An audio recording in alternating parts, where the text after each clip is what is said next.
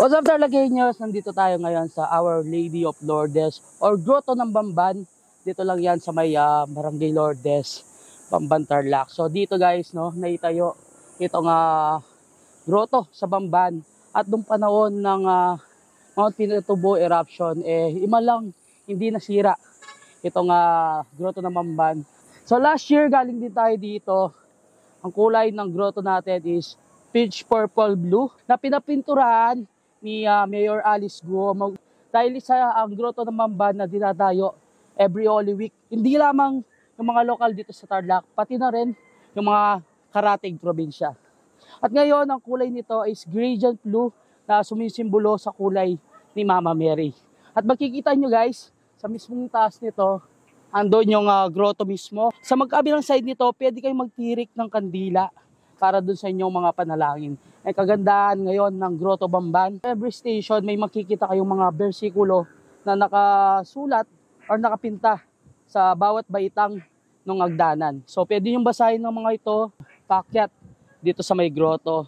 Simula Holy Wednesday, Maundy Thursday, and Good Friday, inaasang nagsayong mga tao dito sa may Grotto ng Bamban. Babasahin natin yung mga verses na mababasa nyo dito sa may hagdan per station. So dito nakasulat, "Be still and know that I am God," Psalm 46 din.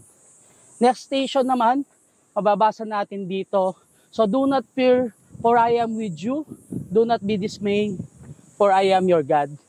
And then sa next station na mababasa natin, "It is done, I am the Alpha and the Omega, the beginning and the end." Revelation 21:6. Ako po pala si Emerson Timbro Kaugeran, pangalawang caretaker ng Our Lady of Lourdes Grotto dito sa Bamban.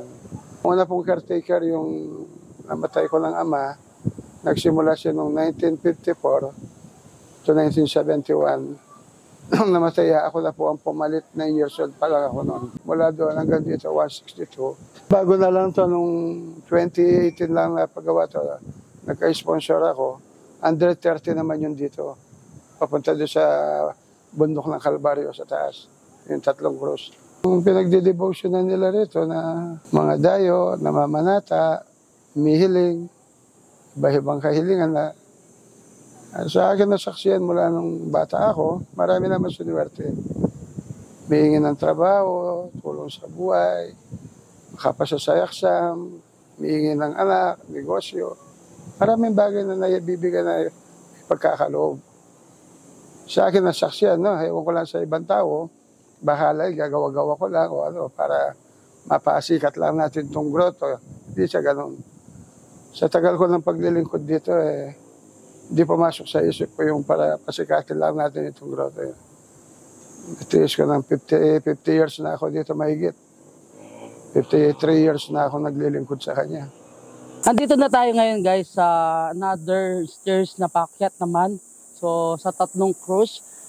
Pagdating nyo dun sa Our Lady of Lourdes Grotto, so pwede kayo magtirik ng kandila doon at manalangin.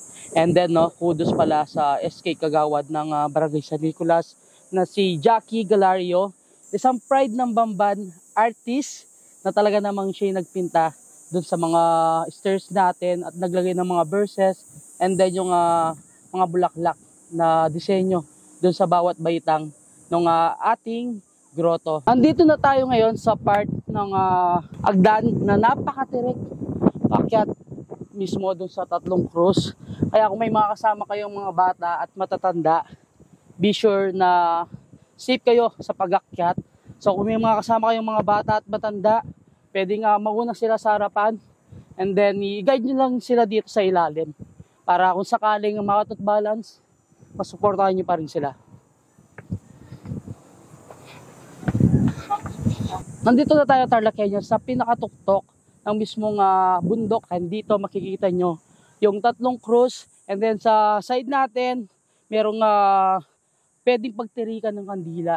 So yung mga umakit pa rin na additional 130 steps dito. Dadasal din sila dito at nagtitirik ng kandila. And sa likod natin, marami namang nagtitinda at mabibila ng foods and drinks.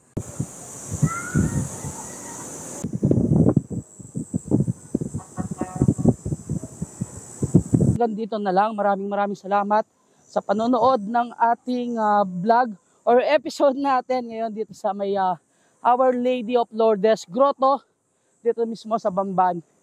And dito makikita mo yung view ng Bamban Bridge, yung mismong Bamban. And of course, sa kabilang side, makikita mo na rin Mabalacat City.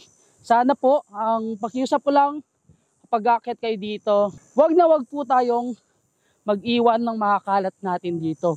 And of course, sana maging safe tayo lahat.